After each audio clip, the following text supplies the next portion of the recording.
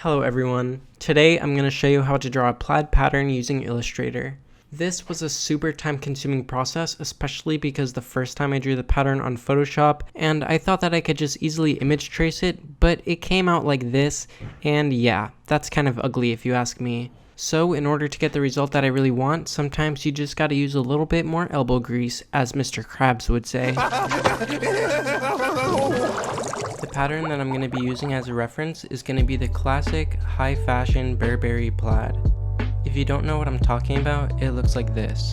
When I first found out about this brand, I thought it was pretty amazing that a brand could just own a pattern.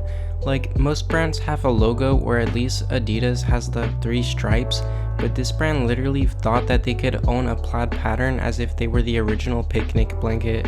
So you want to start by making all of these lines using the pen tool and adjust the weight of the stroke to your desired amount. Then you want to make the stroke into a path by going to Object, Path, and then Outline Stroke. One reason why I felt like I kept doing this wrong though is because it still left the original shape of the stroke underneath it, and I just had to go and delete it every time because of how fucking annoying and unessential it was. You would think that I would start by making all of these lines transparent to create that overlay effect of plaid, but that isn't always the case because the color that is actually in between here is darker than you would expect. So the plan is just to make all of these crisscross lines, copy and paste them until we fill up the shirt, and then we're going to use the Pathfinder tool to say, hey, I want to make all of these intersecting paths into their own little shapes. Fun fact, there's actually a car called the Nissan Pathfinder, and I thought it was kind of funny because I saw it the other day while I was driving, and it reminded me to edit this video. When you're selecting the paths here, make sure to click on the center of each one instead of the edge, otherwise you might end up hitting one anchor point instead of the entire thing. Keep in mind that this is honestly a time-taking process, and I'm still learning how to use Illustrator, so there might be a quicker and easier way to do this. But I feel like one of the best things about making art is finding those creative solutions for yourself, because it kind of feels like you're solving a puzzle, and there's just something really enjoyable about doing that.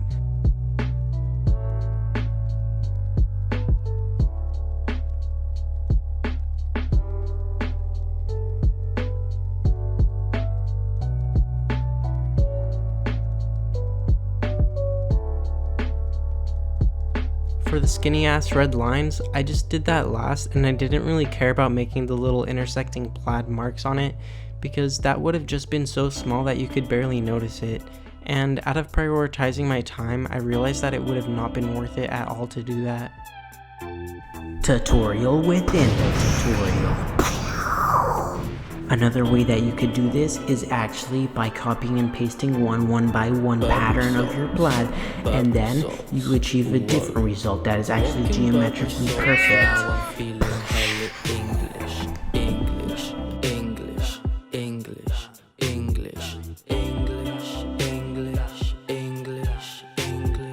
Can you see my flex? Yes, it's rubbery. Can you see my shirt? Now that we're pretty much done with the design, we're going to open it up in a different program just to see what it looks like when we rescale it.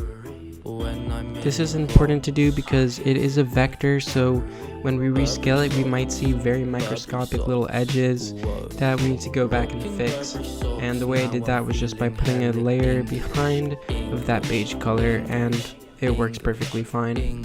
And here's the final result.